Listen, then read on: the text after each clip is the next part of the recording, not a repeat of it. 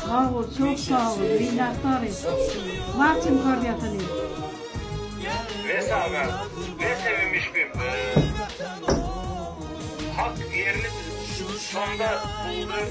Kardeşimiz Tayyipli adını yani kazanmıştı, onsuz da verdiler. Allah bizlerden de razı olsun. Allah mekanını cennet eylesin. Çok sevindim, çok sevindim. Allah- Çünkü hak, adalet yerini buldu. Allah sizi həmişə sevindirsin. Allah sizə can sağlığı versin. Birinci adı siz pəncəliyə verdiniz. Allah sizə razı olsun.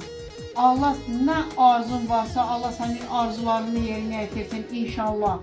Allah sənin üzünü ağ eləsin. Nə çətin günlərin var arkada qalsın. Bu sevinç sizin üçün əbədi daim olsun inşallah.